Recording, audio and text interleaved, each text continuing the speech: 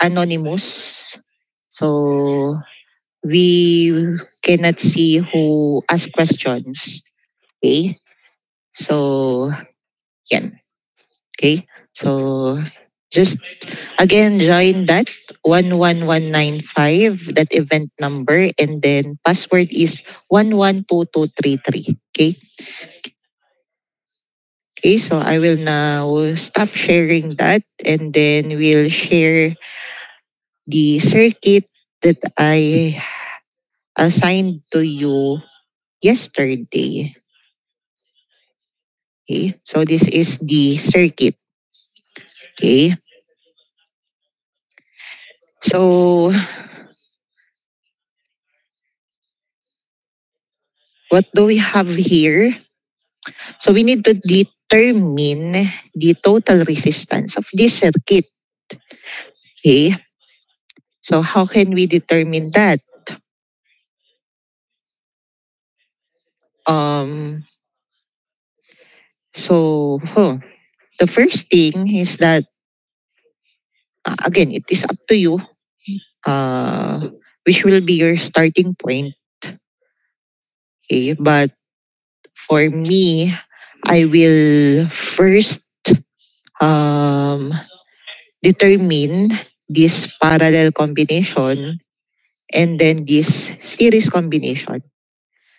Okay, so the one below, okay, is series connected resistor. Okay, that's series because we have here we have here a current flowing that will just flow to your another 1 ohm resistor. So that's series.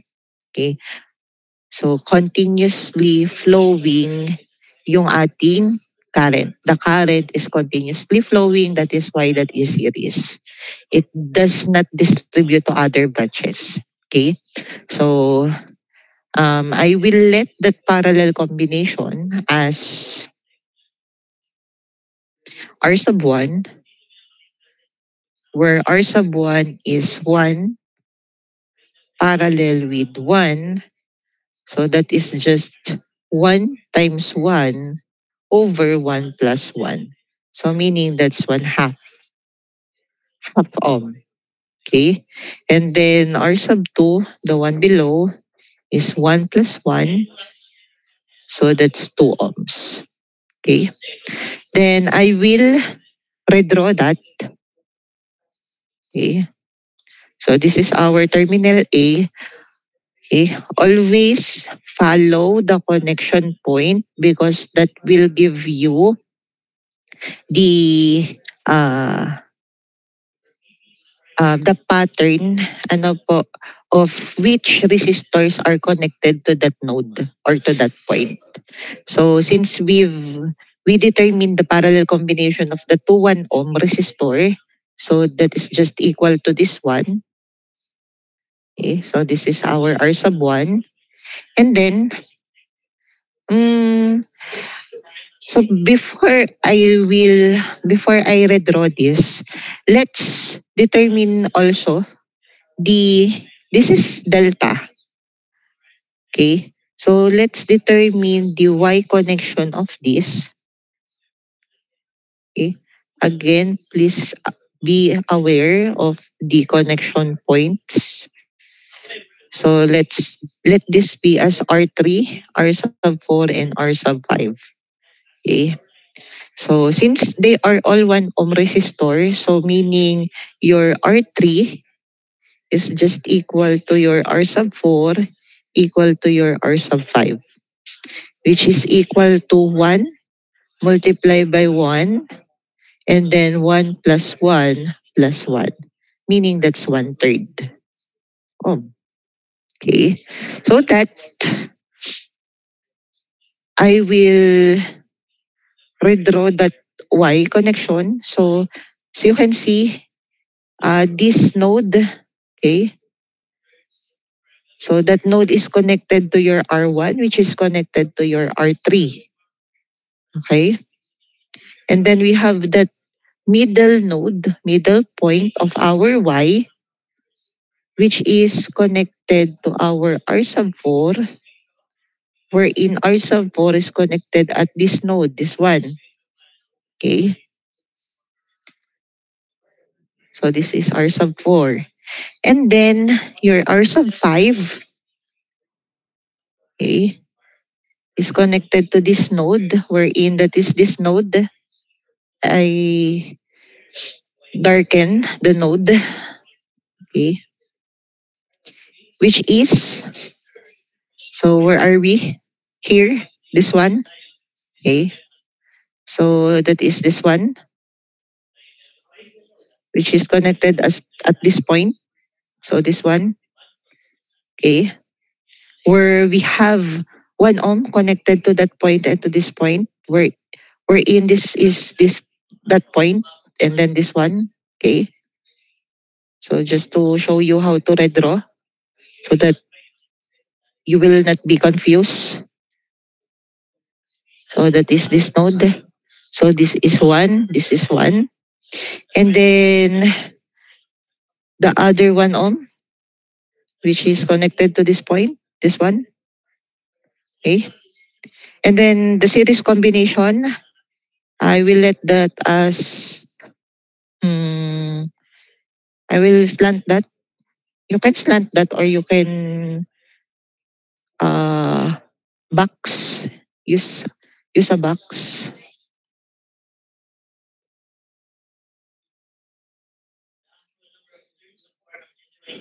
So what I mean is you can use this one. So as that R sub 2, or you may slant that. Okay. So that is 1 ohm. And then, I'm sorry, that's color red. So that is 1 ohm. And then this one is R sub 2, which is the 2 ohm resistor. Okay. Next. So we have here this 1 ohm, which is connected to the terminal B. Okay. So can you follow po the redrawing process? Okay po. Okay, very good. Now, if you cannot clearly see the connection, you can redraw it.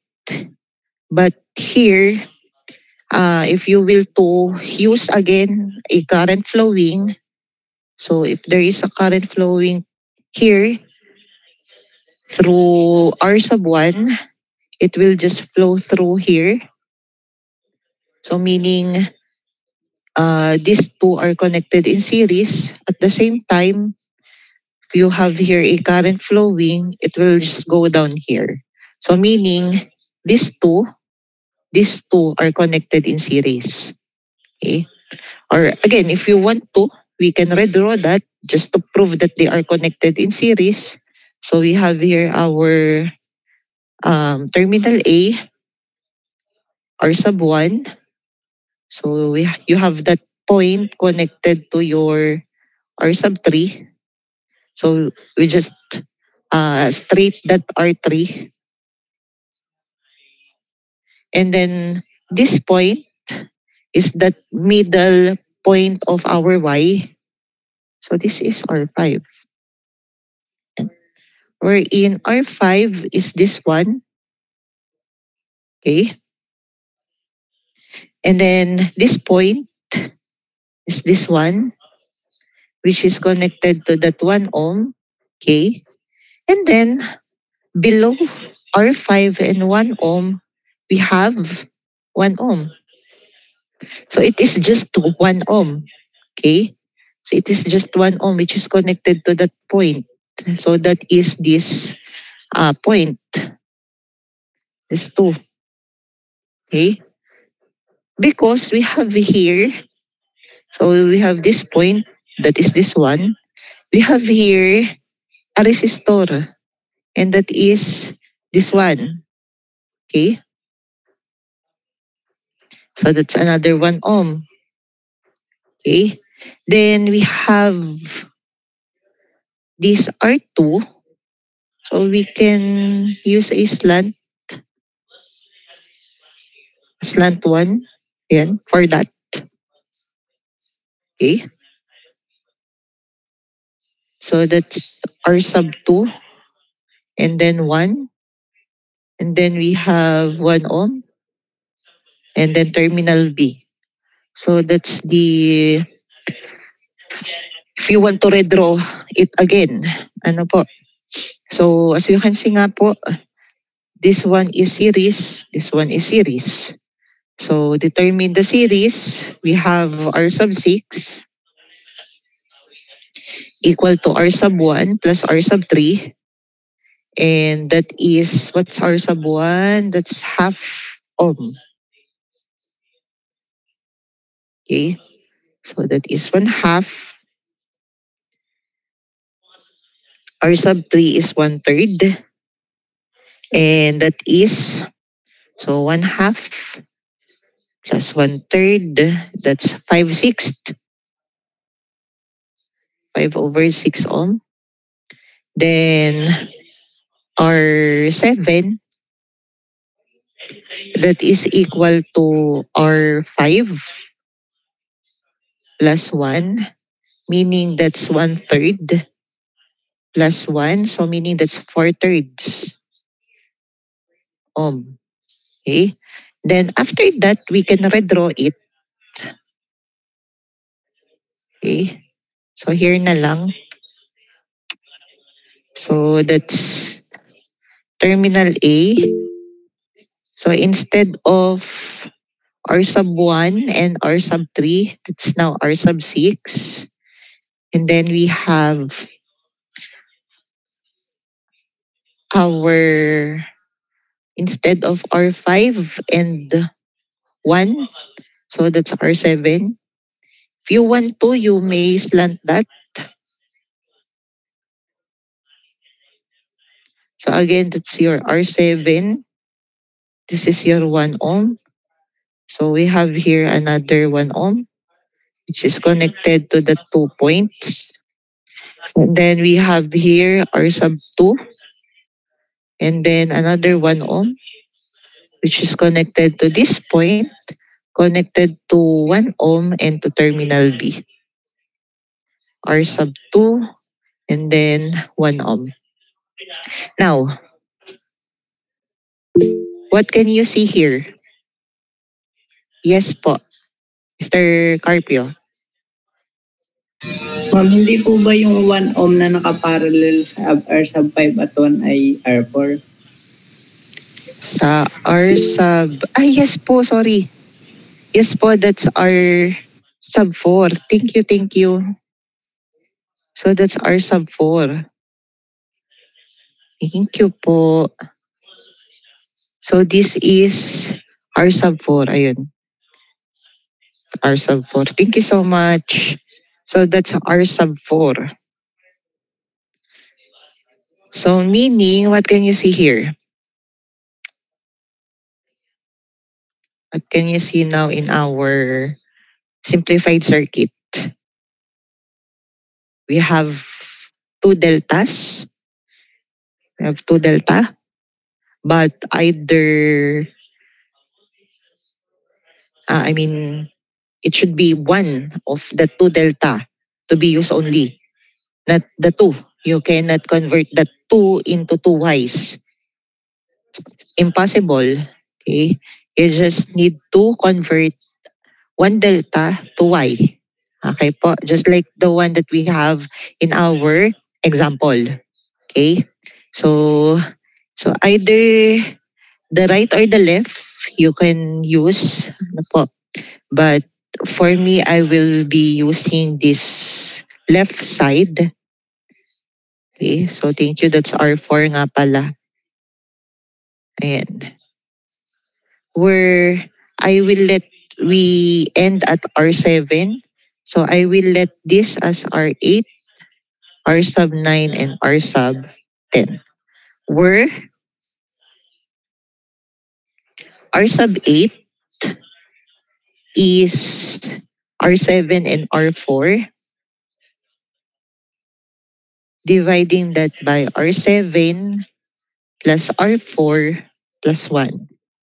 Therefore, we have 4 thirds multiplied by, what's R4? 1 third. Okay, and then dividing that by 4 thirds plus 1 third plus 1. So kindly determine first the numerator.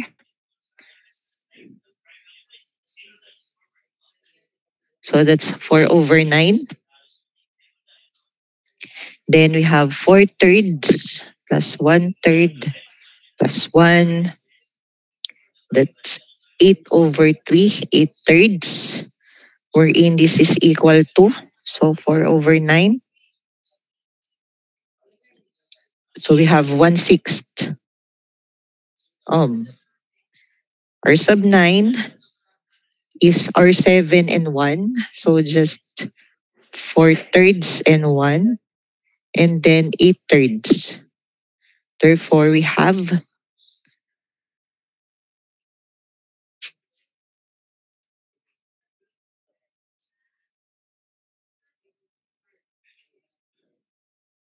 1/2. Ano po? So kindly check po if the values that I'm writing here are correct. You can correct me. I am wrong. So we have R sub 10. R sub 10 is R4, which is 1/3 times 1 over 8 thirds. Therefore, we have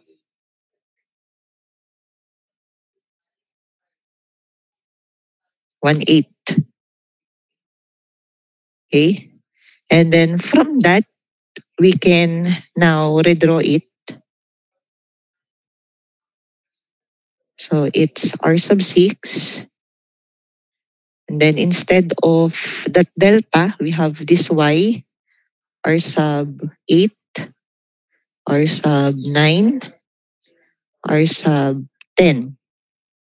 8, 9, and 10. And then we have here R sub 2, R sub, 1. And then another 1 ohm connected to terminal B. R sub 2, 1, and then 1. Okay? So if you will to look closely, you can redraw this as this one. Okay? You will just use a square instead of a diamond. Okay? Where this is R9, this is R2, this is R sub 10, and this is 1. So that we can see that this is in series, this is in series, this is in series. Okay?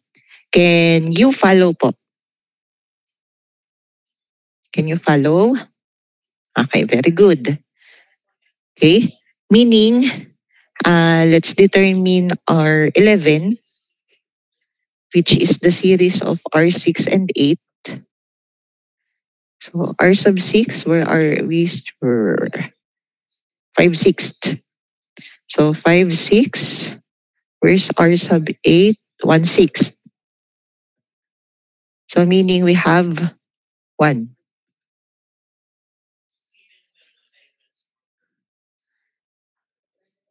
Am I correct? R6 and R8. Okay.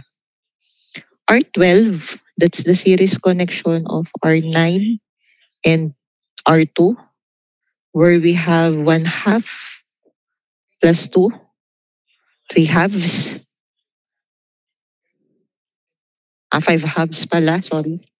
So that's 5/2 because that's 2.5, so 5/2. And then R13, that is R10 plus 1. R10 is 1/8 plus 1. So 1/8 plus 1, that's 9/8 ohms. Now, if we will to redraw the circuit, that is, instead of R6 and R8, that's R11, okay? And then instead of R9 and 2, that's R12. Instead of R10 and 1, that's R13. And then that 1 ohm connected to terminal B. So what do we have here? A parallel connection. Okay, so that we will to determine R14 where that's R12 parallel with R13 equal to, so we have here 5 halves times 9/8, dividing that by 5 halves plus 9/8. Therefore, R sub 14 is, so 5 halves, 9/8, and then 5 halves plus 9/8. So we have 45 over 58 ohms. Okay. Now, if we will to redraw, instead of that parallel connection, R12 and R13, it now becomes R14. Okay. And then this is that 1 ohm connected to terminal B. Now we can clearly see that that is connected in series. So that our total is equal to R11 plus R14 plus 1 is equal to, what's R11? That's 1 plus 45 over 58 plus 1.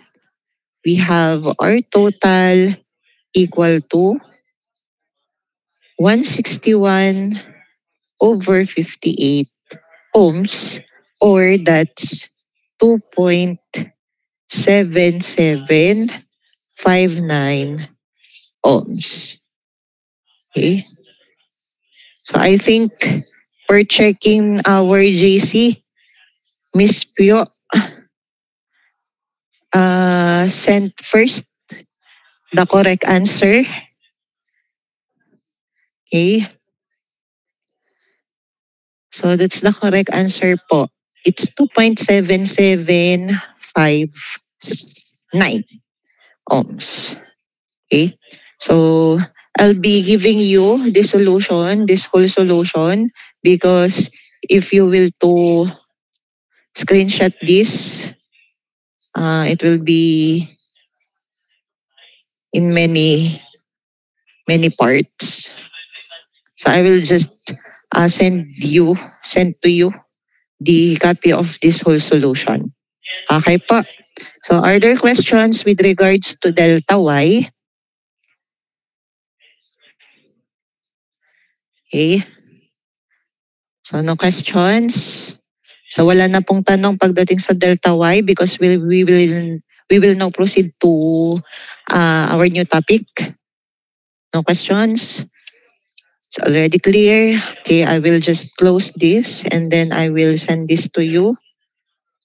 I will just stop sharing. Okay, and then more complicated. So we have simple, complex, and complicated circuits. But with the help of Kirchhoff's law, you can solve that circuit a little bit easier. Okay.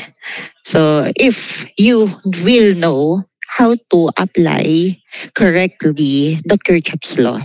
Okay. So again, for today, we will be discussing Kirchhoff's law. So we have Kirchhoff's law.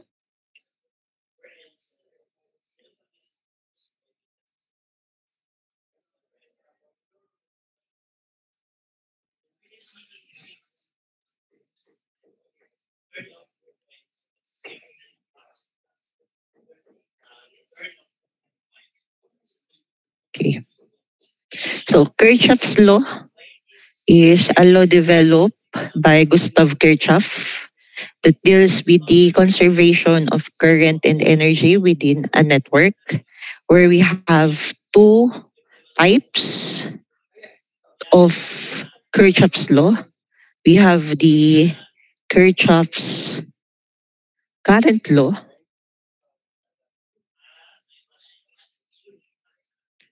which is the KCL, and the Kirchhoff's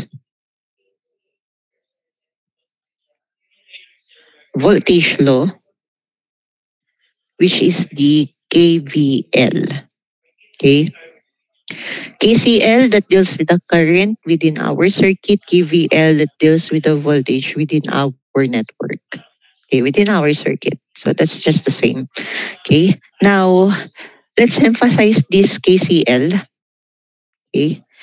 What's KCL? It states that all the currents entering and all the currents leaving a node must be equal to zero. Meaning, the summation of the currents entering plus the summation of all the currents leaving a node is equal to zero. So that's KCL. A node, meaning reference for KCL is node. Okay. What is a node? For example, we have here a network. So this is a network.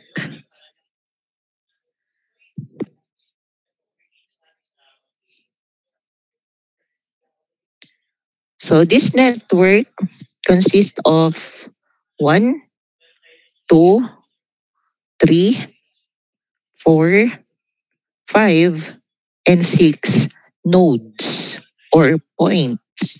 So that's the connection point. I'm referring to you that you need to be aware whenever you are redrawing the circuit because that tells you which resistors are connected together in that single node or single point. Okay? So, for example, we have here A, B, C, D, E, and F. So, for example, for node B, this resistor R sub 1 and R sub 3 and R sub 2 are connected to that. Okay?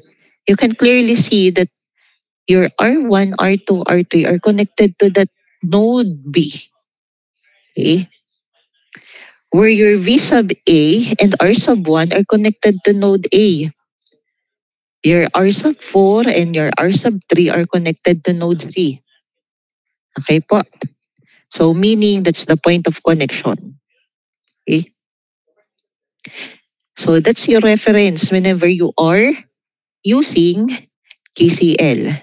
Okay? So in using KCL, your reference is the node. Okay? Now, let's put here current flowing. So let's say I sub 1, I sub 2, I sub 3.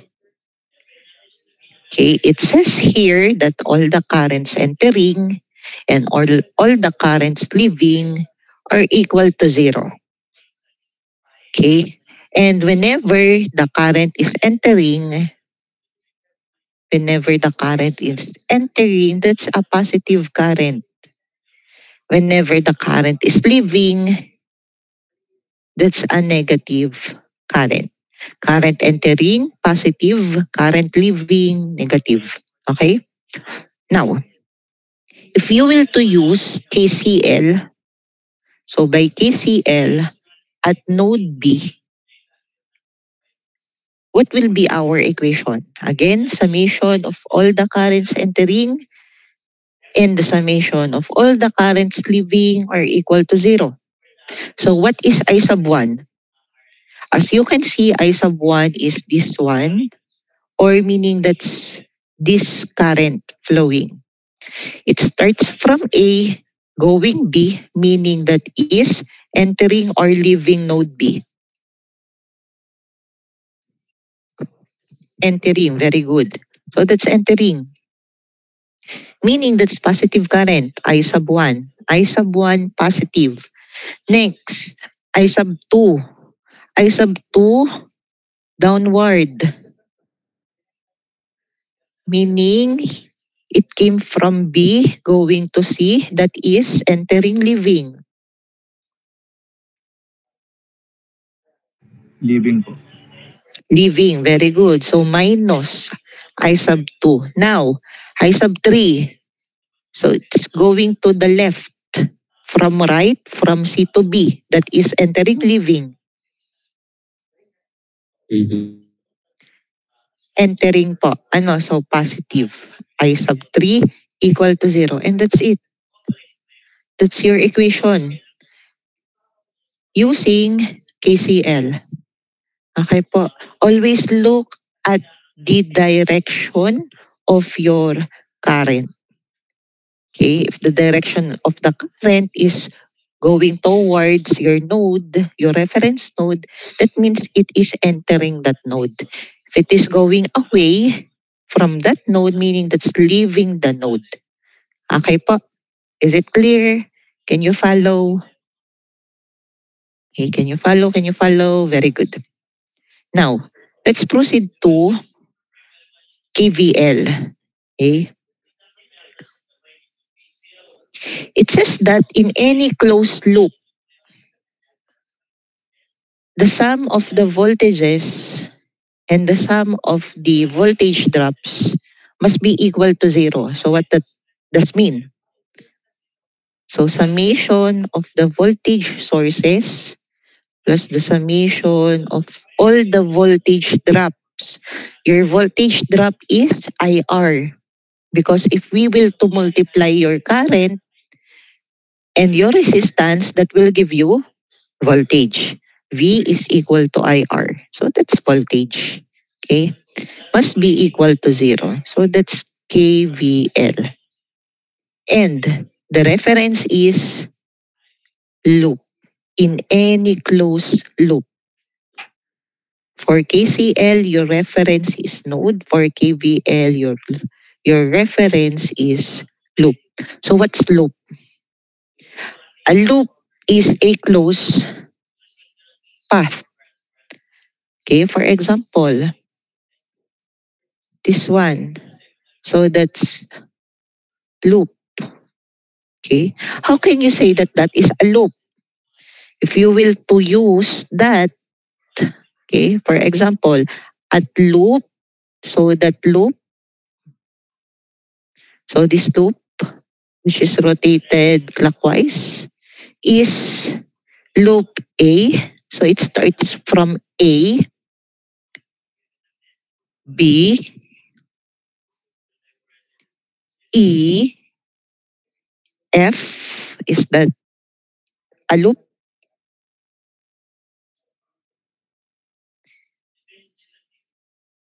Is A pa it po. our loop?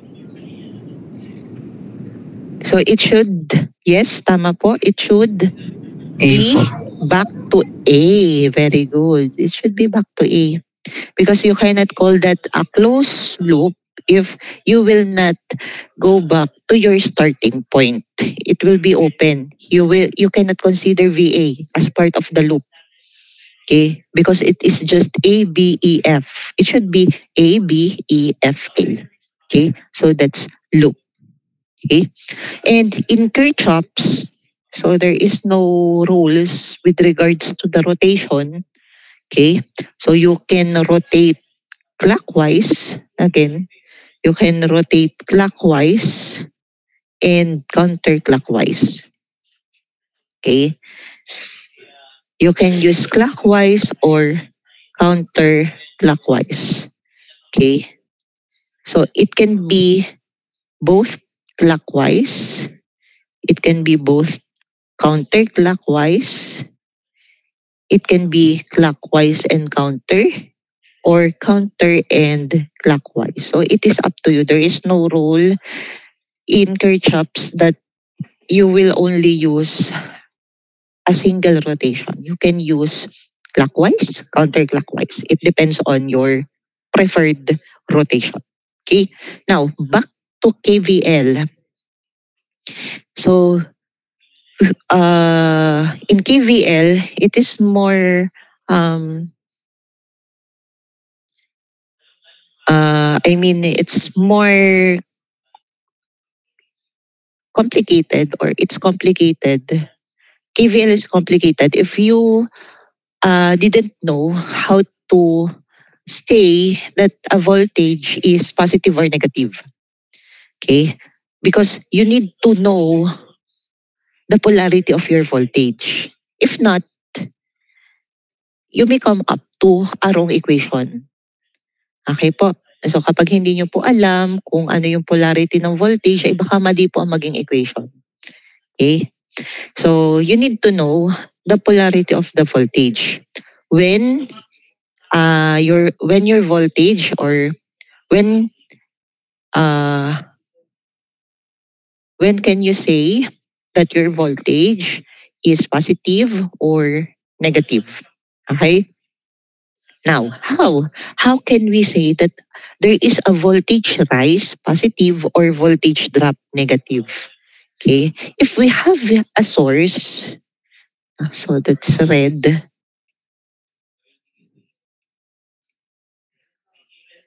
So if you have a source, so this is positive, this is negative, and then your loop, you rotate clockwise, you use a clockwise rotation, okay? Meaning, you enter the negative terminal and then you leave the positive terminal, okay? Since you leave the positive terminal, that is positive voltage. Okay? Again, you enter negative, you leave positive, the polarity is positive. Now, if we have the same voltage source, positive, negative, but your rotation is counterclockwise, okay, you enter positive, you leave negative, so that's negative. So always look at the terminal of the battery that you leave. Okay? So at what terminal your loop leave. Okay? So that's where you determine the polarity of your voltage. Okay? Again, if you enter positive, you leave negative, that's negative. If you enter negative, you leave positive, that's positive. How about if you have a resistor? So, a resistor, for you to have a voltage, it must have a current flowing. Okay? So, this is your current flowing. That's the direction of your current. And then, your rotation is clockwise. So, this is your loop. This is your current. Okay? As you can see, your current, your loop, travels the same direction. Okay? So same direction. Your loop and your current are in the same direction. If your loop and your current is in the same direction, meaning you have a voltage drop, negative voltage. But if you have here your resistor, this is your current, and then your loop rotation is counterclockwise, it goes the opposite direction. The two, current and loop, goes the opposite direction, meaning you have a voltage rise. Okay? So remember, if your current and loop are in the same direction, that's negative. If it is in the opposite direction, that's positive. Okay? Clear po? Is it clear? Can you follow? Questions? I will check this if may question. Wala namang question sa onlinequestions.org. Okay. So again, I will just reiterate. If you enter positive, you leave the negative terminal, that's negative voltage. If you enter the negative terminal and then leave the positive terminal, that's positive. Now, if your current and your loop are in the same direction, that's negative. If your current and your loop are in the opposite direction, that's positive. Okay po? So you should take note of that. Okay? Please remember that because it's essential, it's important in KVL. Okay? So in determining the polarity of the voltage. Okay? Okay. So for example, we have here our sample circuit. Okay. So let's say loop ABEFA. Okay. So by KVL at loop ABEFA, our loop enters negative, leaves the positive terminal that is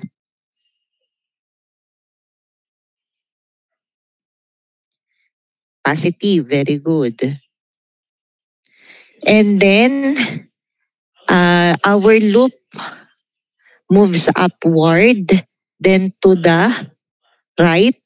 Our current is also to the right, same direction, that is Negative. negative. Very good. I sub 1, R sub 1.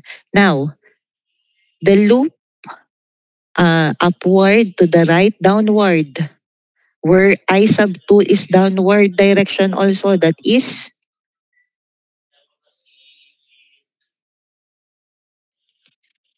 negative. Very good. Your I2 is downward, your loop is downward, so that's negative. And that's it. This is your equation using KVL at loop ABEFA. Okay po? Clear? Can you follow everyone? Nasusundan ng lahat? Malinaw po tayo dyan ha. Okay? So again, in Kirchhoff's law, there is no rule with regards to the rotation. You can either use clockwise or counterclockwise. It depends on you. Okay? So let's have an example. Okay? So let's have an example. Okay. So let's have here an example.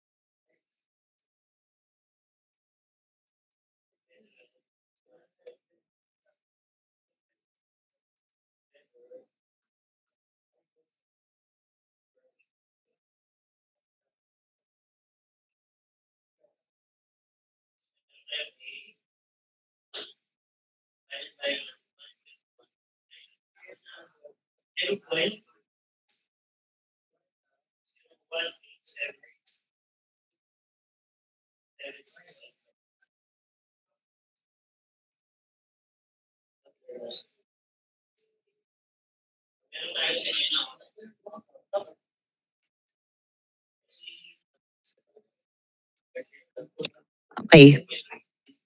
So here we have, or we need to determine the current flowing I3 and the voltage across R3, which is 40 ohms, using Kirchhoff's law.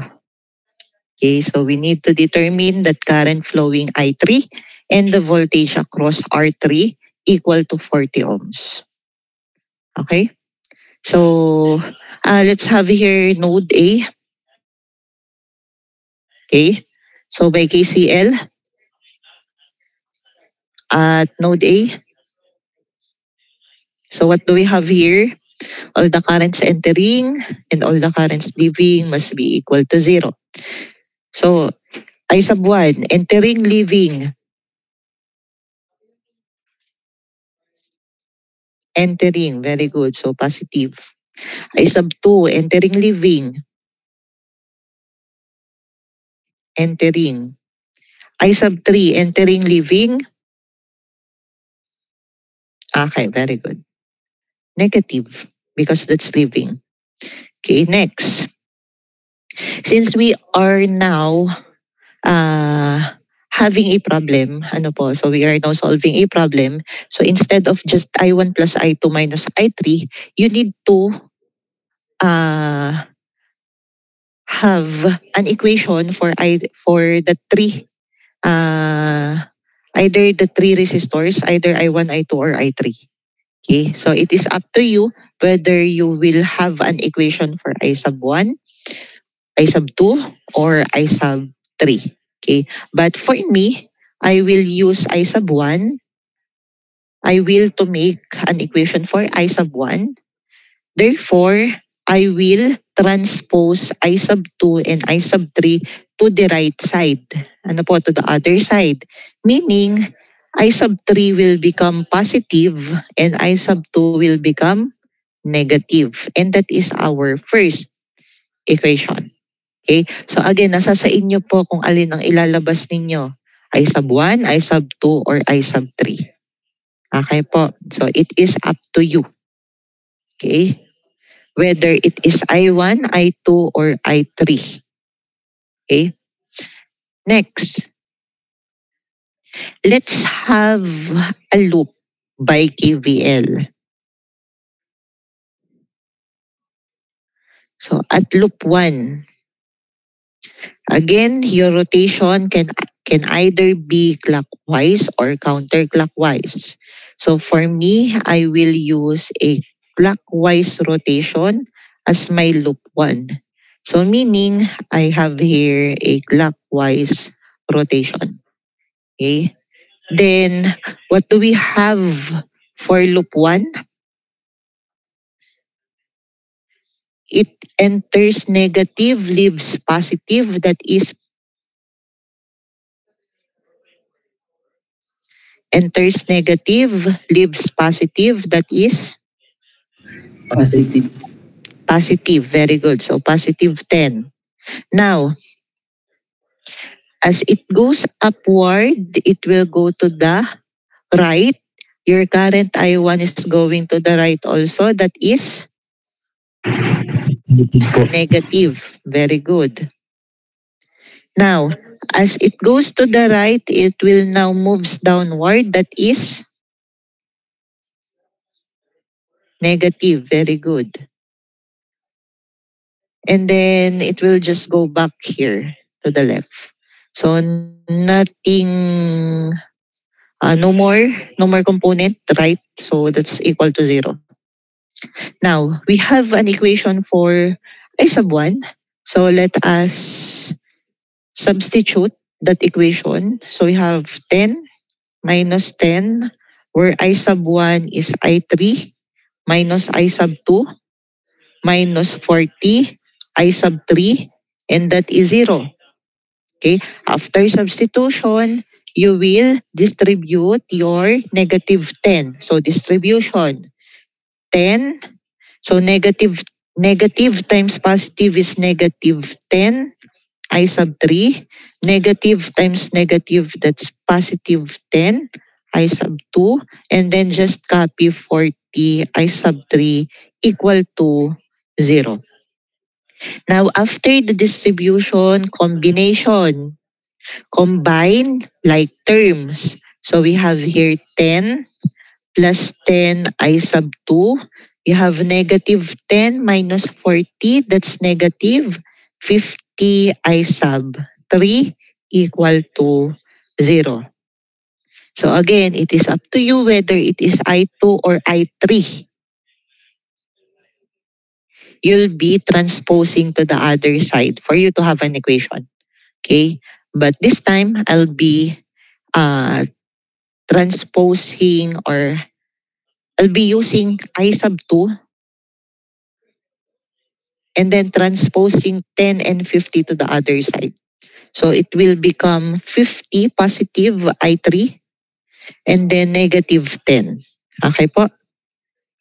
Then just divide that by 10 to cancel this out, so that you have I2, which is equal to 5 I sub 3 minus 1, and that is our second equation. Okay? So what's the rule? The rule is if you have three unknowns, if you have three unknowns, you must have three equations. Okay, the number of unknown must be equal to the number of equation. Okay po. Now, next. So next, let's have our loop 2. At loop 2, again, it is up to you. So what's your preferred rotation? Clockwise, counter, but this time I'll be using counter because there's no rule with regards to the rotation. Okay, so this is counter. Okay, and here we have, so let's start with the source, with the voltage source, 20 volts. We enter negative, we leave positive, that is Positive. very good. That's positive. Now, it moves upward and then to the left, where your I sub 2 is also to the left. That is Negative. negative. Very good. And then after going to the left, it moves downward. Your I3 is also the downward direction. That is negative because that same direction and then equal to 0. So we have that equation of I2. So we will substitute. So we have 5I3 minus 1. 5I sub 3 minus 1 minus, just copy, negative 40I sub 3 equal to 0. And then distribute your negative 20. So you have 20, negative positive is negative 100. I sub 3, negative negative, that's positive 20. And then just copy. Okay? And then combine like terms. So 20 plus 20, that's 40. And then negative 100 minus 40, that's negative 140. I sub 3 equal to 0. Now, transpose I3 to the other side. We have positive 140 I3 equal to 40. And then divide both sides by 140. That is I sub 3 equal to, so 40 over 140, if you will to divide that by 20, that's 2 over 7 amperes. So that is our I sub 3 because we're looking for I sub 3. Okay po. So can you see? We have 1, 2, and then 3 equations because we have 3 unknowns. It should be the same number of equation to the number of unknowns. Okay po? So can you follow po?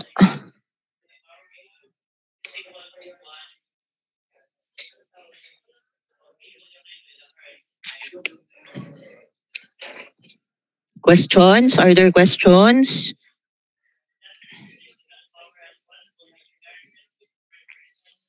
Okay. But we need to find also that voltage across R3 and that's V3. Okay? So V sub 3. How to determine that? That's IR. I sub 3. R sub 3. So we have 2 over 7 and then 40. So that will give you, so 2 times 40, that's 80 over 7 volts. Okay? So that is your V sub 3. Okay po. Okay. Okay. So again, I'll be giving you the whole document or the whole file. But if you want to screenshot, you may screenshot. Then I'll be giving you another problem. Okay. Another problem consists of a dependent source. So anyone, uh, do you remember the dependent source? So what is a dependent source? So we have two, di ba? We have two. We have the dependent voltage source and then the dependent current source. So from the name itself, dependent, so it depends on the other parameters. Okay. So meaning the other parameter will give a value to that dependent uh, voltage or current source. Okay. Or I will just show that to you. Okay. I will draw our, so here na lang below. Okay. So let's have here.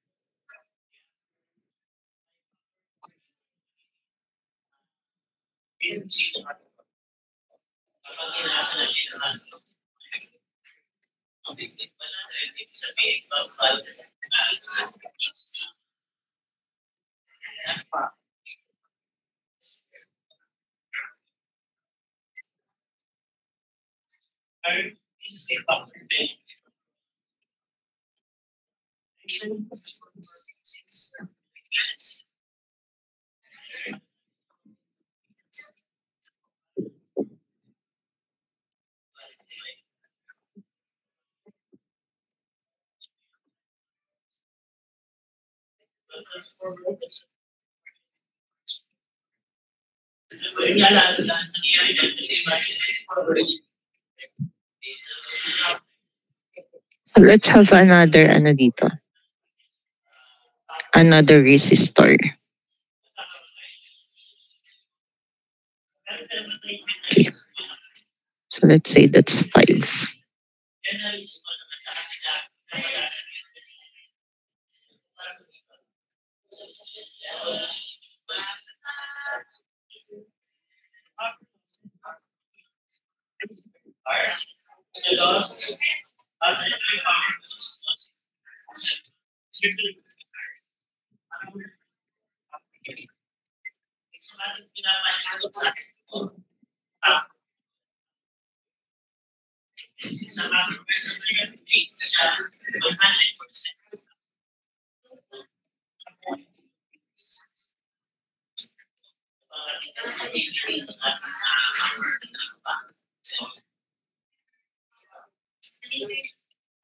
Okay. So the problem gives us a network. Okay, so let's have here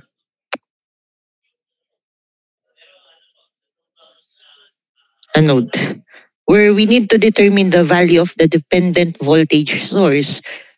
Where is that dependent voltage source? This one.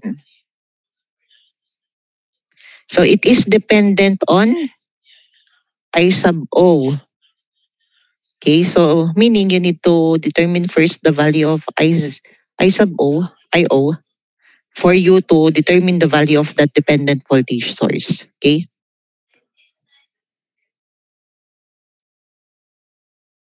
Yan, nabura.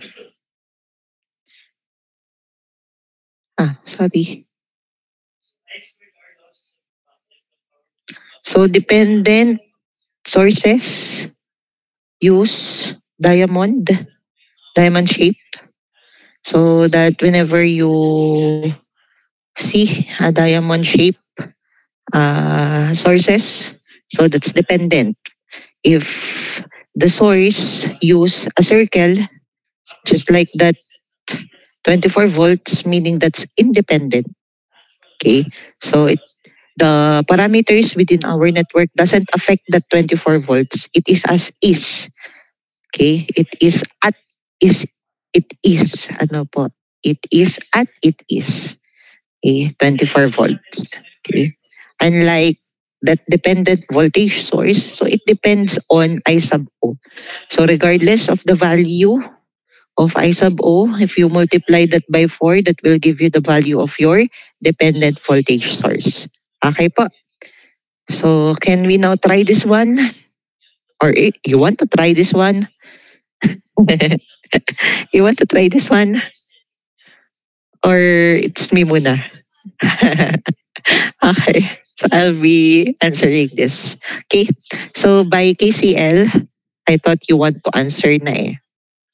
I thought you want to try. Okay. Okay. So let's have a KCL. Akala ko kasi si Mr. Reyes, parang tahimik ata si Mr. Reyes. Parang nandito gayon. Hindi na imik eh. So by KCL, let's use node A.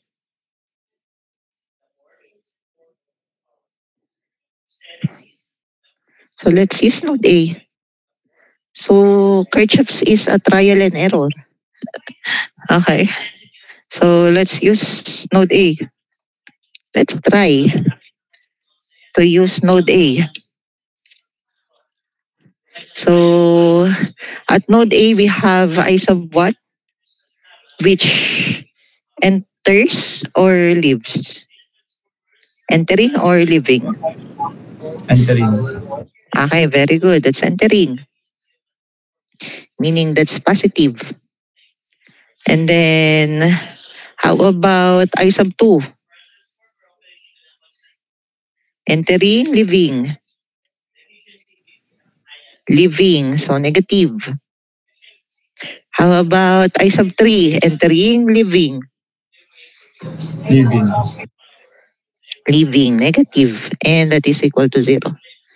Okay. So I'll be using again I sub 1. And then transposing the 2 to the other side. Excuse me. So we have I sub 1 equal to, it will now become positive, I sub 2 and I sub 3.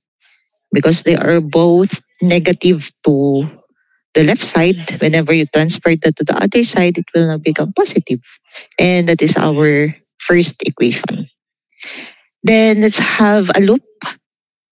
So I'll be rotating clockwise. This is my loop 1. So let's consider that as loop 1. So by KVL, we'll just write it here. By KVL, at loop 1, which is rotated, loop 1, sorry. At loop 1, rotated clockwise. So it enters negative, leaves positive, that is? Okay, very good. That's positive. And then it moves upward, then to the right. Your I sub 1 is to the right also. That is? Negative. Very good. 5 I sub 1. Now, after going to the right, it will move downward. Your I sub 3 is downward. That is? Negative. 10 I sub 3. And then since it's moving downward, your I sub O is upward, meaning that is? So positive. 12 I sub O. And that is equal to 0. Okay. So substitute the equation of I sub 1. So that's 24 minus 5. I sub 1 is I sub 2 plus I sub 3. Then minus 10, just copy the remaining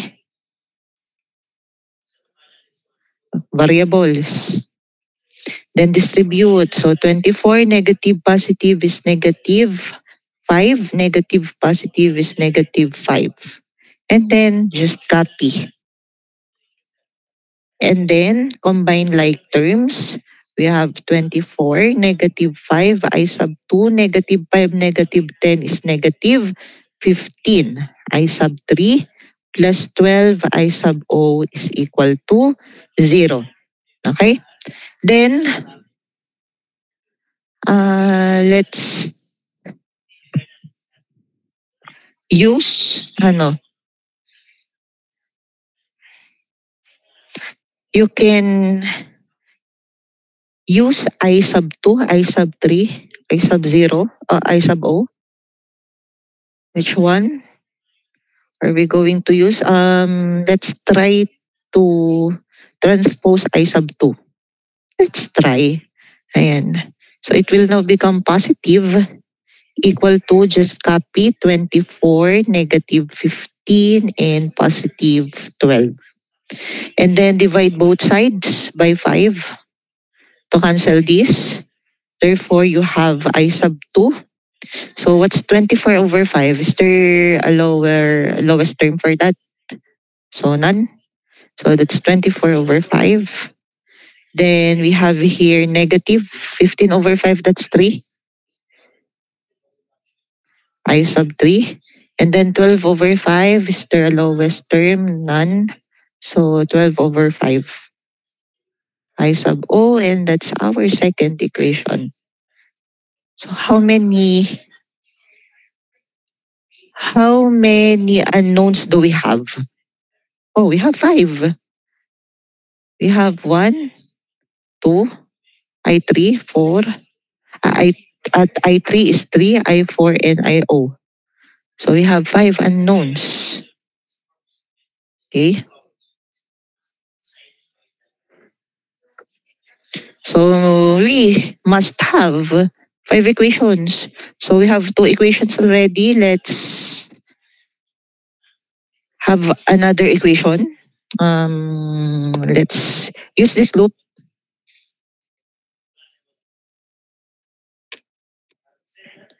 So that's our second loop, loop 2. Or, yeah, sige. Let's try. At loop 2, rotated clockwise. So that's clockwise rotation. So meaning it moves upward while I3 is downward. That is, the loop is upward, your I3 is downward. That is positive. Very good. So 10 I sub 3. And then after moving upward, it will move to the right. Your I sub 2 is to the right. That is negative. Very good. 24 I sub 2. And then it moves to the right downward and then to the left where I sub 4 is to the right, meaning positive. Very good. 4 I sub 4 equal to 0. Okay? So we have an equation of I sub 2. So let's substitute it here. I sub 3 minus 24 I sub 2 is, what's I sub 2? 24 over 5. Kung kabango ganon, ako'y nagugutom. 3 I sub 3 plus 12 over 5 I sub O plus 4 I sub 4 equal to 0. Now distribute. So we have 10 I sub 3. So that's 24 times 24. Dividing that by 5, that's negative 576 over 5. Negative, negative, that's positive. 24 times 3, that's 72 I3. And then negative, positive, that's negative. So kindly check my sign, convention sign, or algebraic sign. Okay. So negative positive is negative, negative negative is positive, negative positive is negative. That's 12 over 5. Okay. 24 times 12, dividing that by 5, that's 288 over 5 I sub O plus 4 I sub 4 equal to 0. So combine like terms. If there's a like term, I 3. Okay. So we have 10 plus 72. So we have negatives 576 over 5 plus 82. I sub 3. Okay. And then plus 4 I sub 4 minus 288 over 5 I sub O equal to 0. So what are we going to use?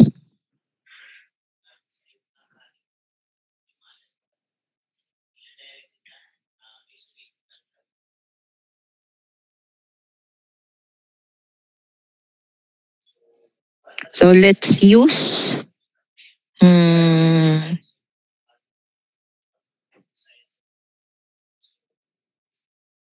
I think it's better if we use node B muna. But yeah, let's I think um hmm, let's use 82 I3. So I think it's much better to use KCL first before that KVL loop 2. But it's okay naman. It's still okay. So 82. So you will now transpose your 576 over 5 to the other side. So it will now become positive and then negative and then positive over 5. And that's our third equation. No. Not yet. You just need to divide that by 82. Okay. So 10. Okay. So that's I sub 3. So that's 576 over 5 over 82. So that's 288 over 205 minus that's 4 over 82 and that's 2 over 41 I sub 4 and then plus 288 over 5 over 82. So that's 144 over 205 I sub O, and that's our third equation. So two more equations.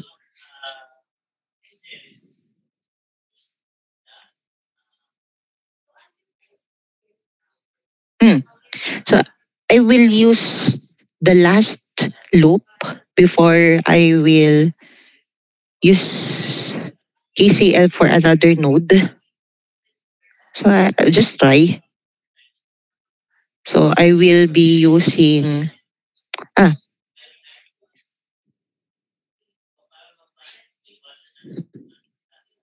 so I'll be rotating this counterclockwise. Okay. So it's just still the same. Whether you will use first the node and then the loop and then the node. So it is up to you. So it requires uh, a, a knowledge of algebra.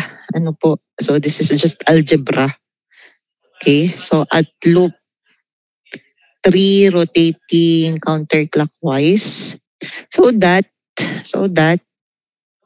at our dependent voltage source, we enter negative, we leave positive. That is, we enter negative, leaves positive. That is Positive.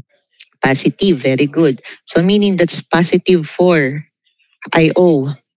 Then it moves to the left. Your I4 is to the right. That is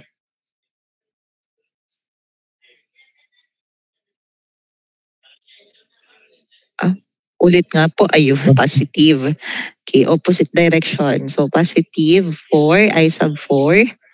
And then after going to the left, it moves downward. Your I sub O is upward. That is this one, positive. Okay. So that's 12. I sub O equal to 0. Okay. So that's all.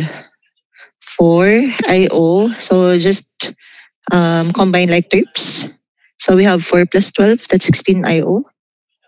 And then plus 4 I sub 4 equal to 0. Okay? So I will transpose I4 to the other side.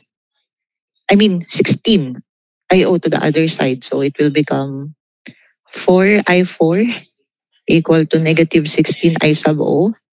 And then divide both sides by 4 to cancel this out. So that our I sub 4 is equal to negative 4 I sub O. Can you please check if it is correct? Can you check my solution? Still good. Ayan. Nasusundan naman. Can you follow pa po? Okay, very good. Okay, now, we will use node. We will to use. I will just select this. No. Okay. And then I'll move it here so that we can see. Okay. So by KCL,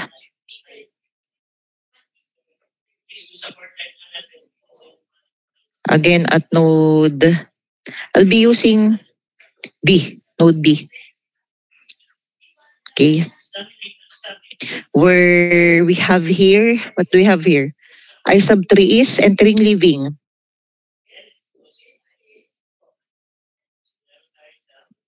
I sub 3 is entering living. Entering. Entering, very good. Positive. I sub 4 is entering living. Living. Living. I sub O, entering living. Entering. Equal to 0. Now, we have equations of I3, I4. So let's substitute it here. So we have 288 over 205. So that's I3. Okay. So our third equation. Okay. So we are just substituting it here. 2 over 41 I sub 4 plus 144 over 205 I sub 0 I sub O. Okay. And then minus your I sub 4 is negative 4 IO. Negative 4 IO plus IO is equal to 0. So we have here 288 over 205 minus 2 over 41. Again, your I4 is negative 4 IO plus 144 over 205 I sub O. Negative, negative. So that's positive 4 I sub O plus I sub O is equal to 0. Okay? So you can now combine like terms, or you can distribute first your 2 over 41 to your negative 4. So we have negative, negative. So that's positive. 2 times 4 over 41. So that's 8 over 41. I sub O. And then just copy.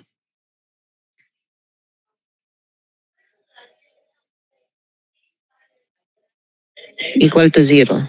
So we have 288 over 205.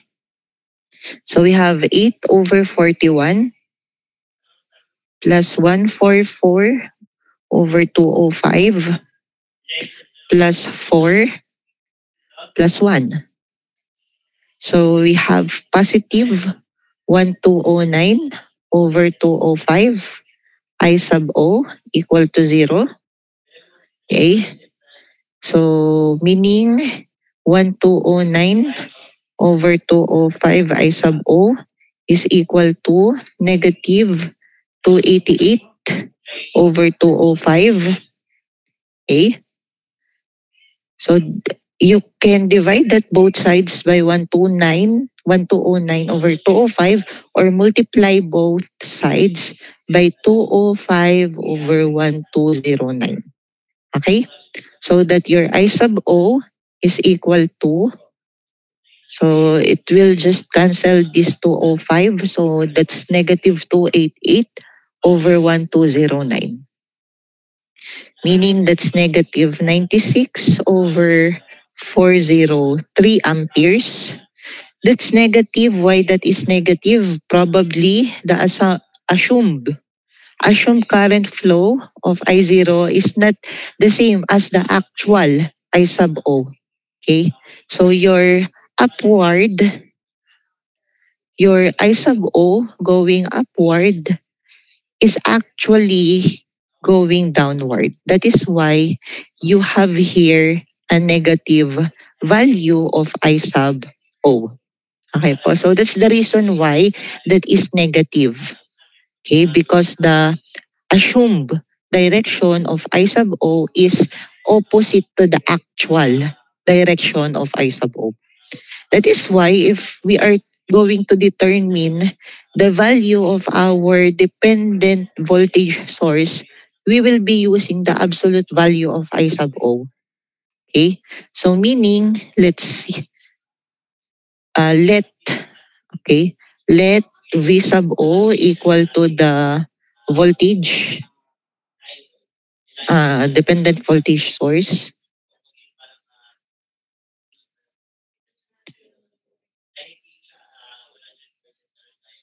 Okay, dependent voltage source. Where that's 4 I sub O. Am I correct? Yes, that's 4 I sub O. So since, again, we will be using the absolute value of that IO since that's negative. So that's equal to 4. Okay. And then 96 over 403, meaning that's positive 96. Okay. So that's 384. So V sub O is 384 over 403 volts. Okay, or that is 0.9528 or 29. Okay, so that is our V sub O. Okay, so as you can see, we have 1, 2, 3, 4, and then the last equation, that's 5 equations because we have 5 unknowns. Okay po. Any questions? Can you follow? Any questions? Questions? Okay, no questions here at onlinequestions.org. So in our meet, are there questions, concerns? Okay, none? Okay, again, I'll be giving you this whole copy of our discussion.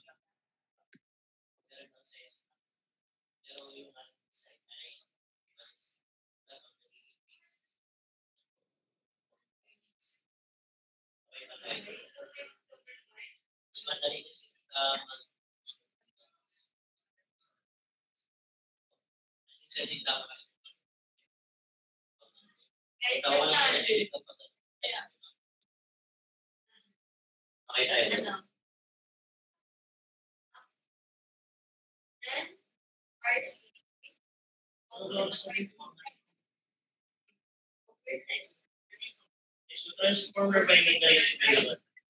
So the transformer by needs for another for that part so we are different around 70 seconds. The single piece when the one which is connected to the voltage source and base then it passes to the primary.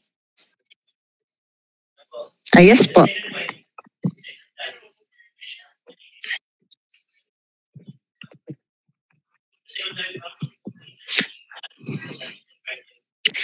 Yes po. Kahit anong node naman, you can consider any of the node.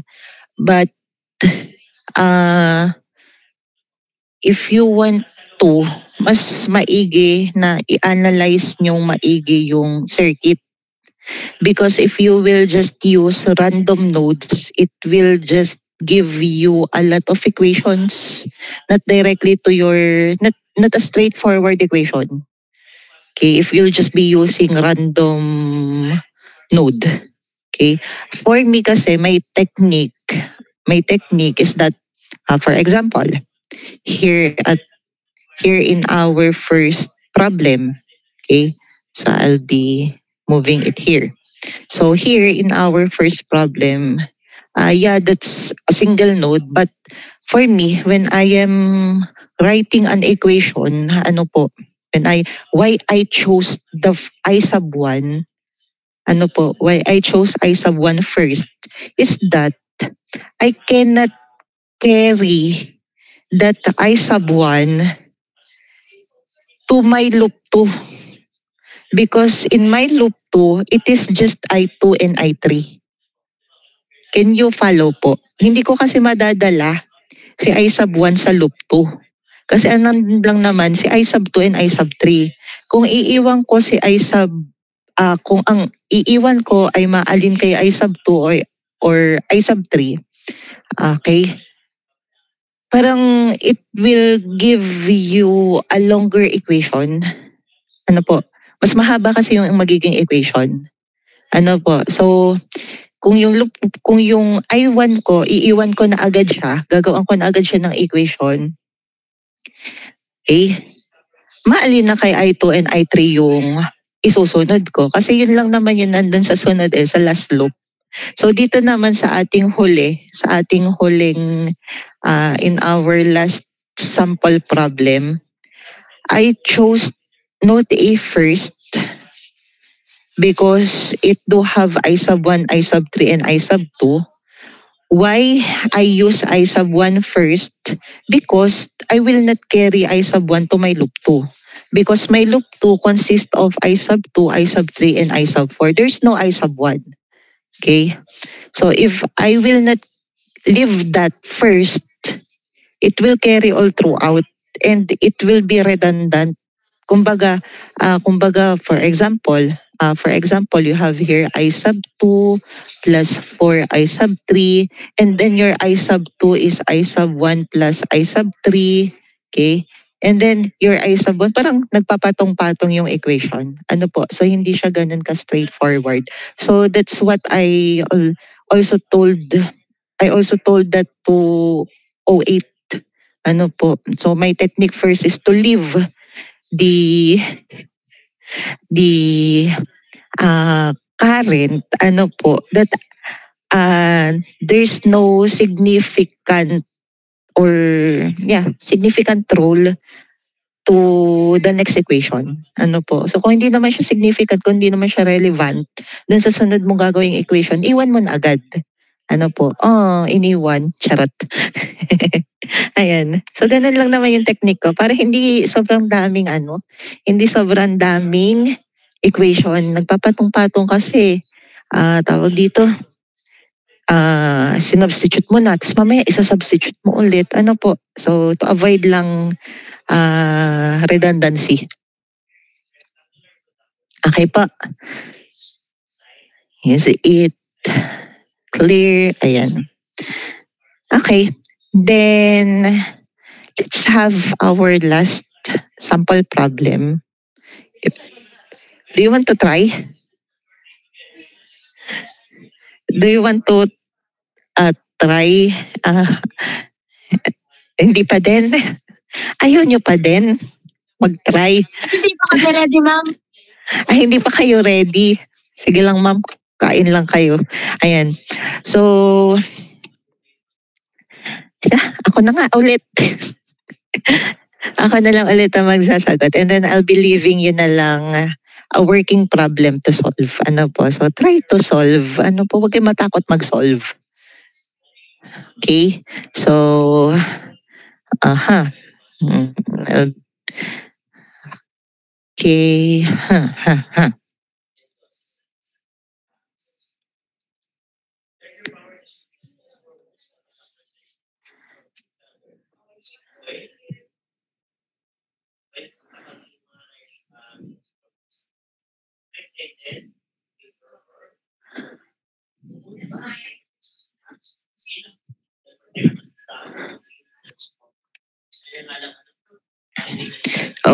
Okay.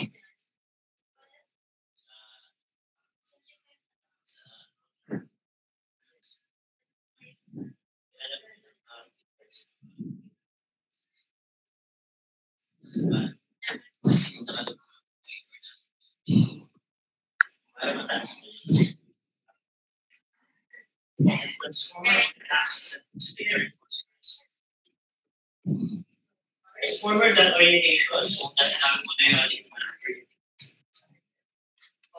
kapag siya ay parehas, yung ating polarity at parehas.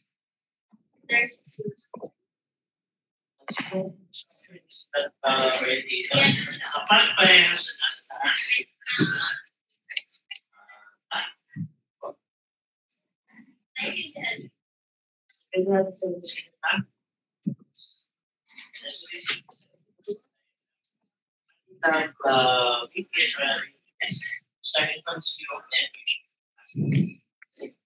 Okay. So here we'll be determining. So determine the currents flowing. Ayan. So determine the currents flowing, meaning we need to determine I sub 1, I sub 2, and I sub 3. Okay, but before that, let's have a quick break lang muna. Ano? So if you want to have water, drink water, go to CR. So kindly, so 5 minutes. Ano po? 5 minutes. Okay?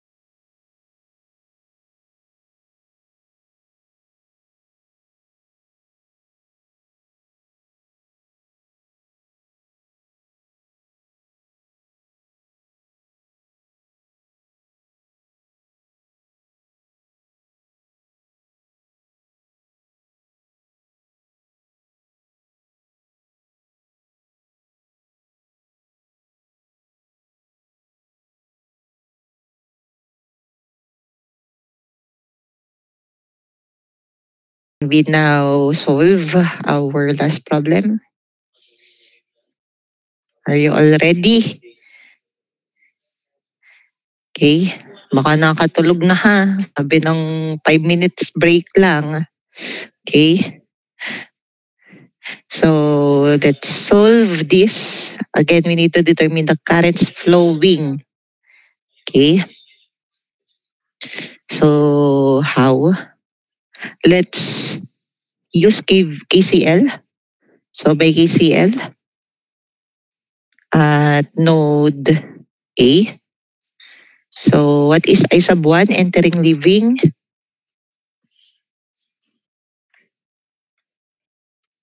Okay, very good. That's entering. How about I sub 2?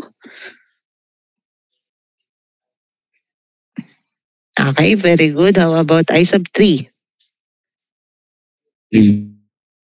Leaving. equal to, that's 3, equal to 0. Again, I will transpose I sub 2, I sub 3 to the other side for me to have I sub 1. So I sub 1, that is I sub 3 positive, and then I sub 2 negative, and that is our first equation. And then by KVL, at loop 1, so rotation, let's rotate clockwise. Okay, so clockwise, we have here for 20 volts, we enter negative, leaves positive, that is? Okay. And then going upward, then to the right, your I sub 1 is to the right, that is? Negative. Okay, negative, very good. And then going to the right downward, where your I sub 2 is upward, that means positive, very good. And then we enter positive, leaves negative, that is? Negative po. Okay, very good. So that's negative 30. Kaya naman na palang sagutan eh. Okay, so combine like terms if there is, and then substitute I sub 1. So we have here negative 10. 20 minus 30, that's negative 10. Minus 12, I sub 1 is I sub 3 minus I sub 2. And then just copy 11 I sub 2 equal to 0. Okay? Then distribute negative 12. We have negative 10, negative 12 I sub 3, negative is positive 12 I sub 2. Just copy equal to 0. Okay? Then combine like terms, we have negative 10 minus 12 I sub 3. 12 plus 11, that's positive 23 I sub 2 equal to 0. Okay? So transpose 10 and I3 to the other side. Therefore, we have 23 I sub 2 is equal to positive 10 plus 12 I sub 3. And then divide both sides by 23 to cancel this out. Therefore, your I sub 2 is equal to 10 over 23. There's no lowest term for that. And 12 over 23, no lowest term also. If I'm not mistaken, okay. I think there's no lowest term for that 2. And then at loop 2, so let's rotate clockwise. So let's rotate clockwise also for loop 2. We have, that's clockwise. For 30 volts, we enter negative, leaves positive, that is? Okay. Your loop moves upward, your I sub 2 moves upward, that is? Okay, very good. And then it moves to the right, going downward. Your I3 is downward also. That is? Okay, very good. And then we enter negative, leaves positive. That is? Positive. Okay, very good. Yung nakakasagot naman na si Darlene eh. Sagutin ari Darlene. Good mama, wala akong marinig. Okay, now let us combine like terms if there is, and then substitute I sub 2. Okay. So we have 30 plus 10, that's 40. Minus 11, where I sub 2 is 10 over 23. Plus 12 over 23. I sub 3. Minus 6 I sub 3 equal to 0. Okay. So we have here 40. So negative, positive, that's negative. 11 times 10, that's 110 over 23. Okay. Plus, so that's 11 times 12, that's 132 over 23.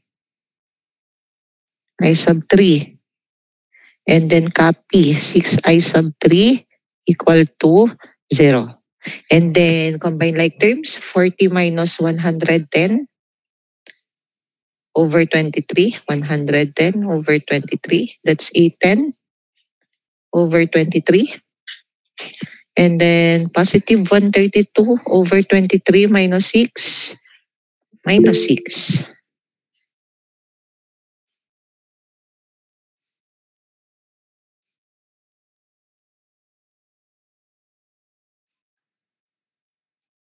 Am I correct?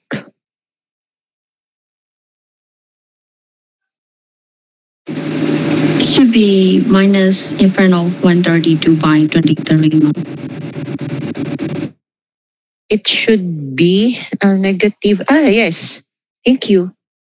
It should be minus because that's negative, positive. Thank you, thank you. It should be negative. Right. Thank you so much. So it is negative 270 over 23 I sub 3 equal to 0. Again, kindly check my equations.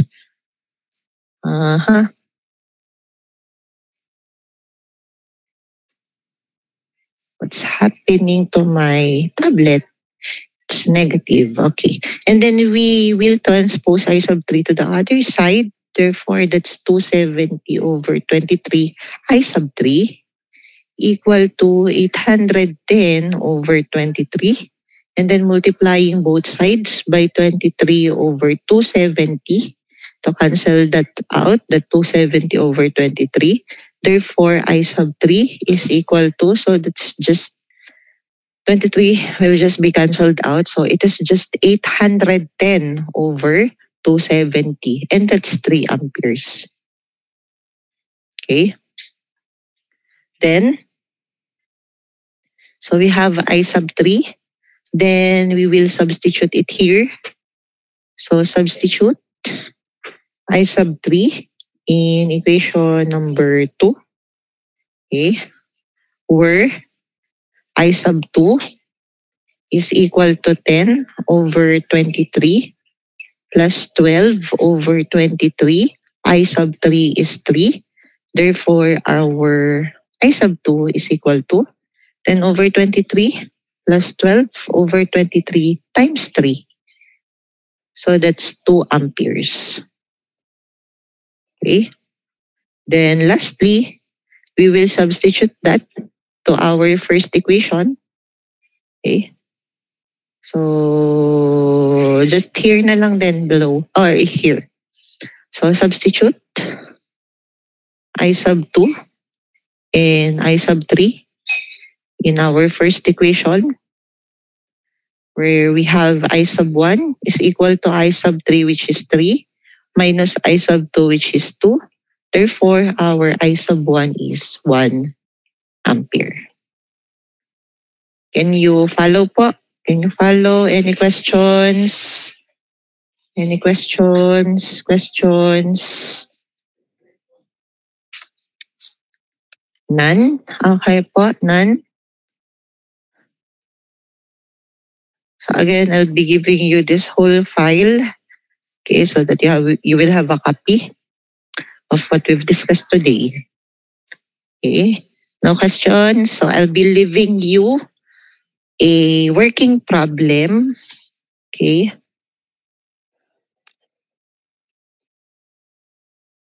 So I will just draw it here so that you can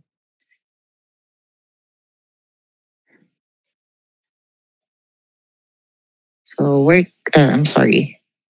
So working problem.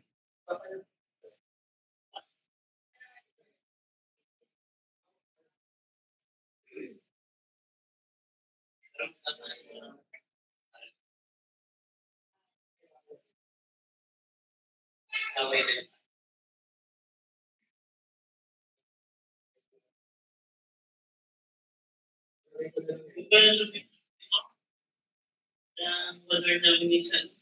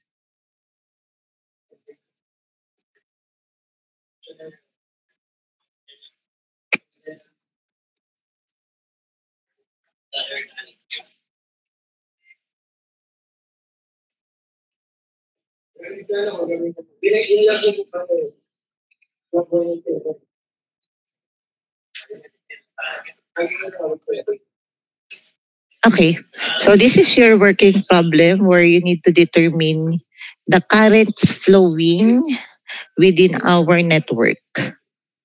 So you need to determine I sub 1, I sub 2, I sub 3, I sub 4, and I sub 5. Okay po? Clear? So kindly try to answer that problem. If you have questions, feel free to ask. Okay po?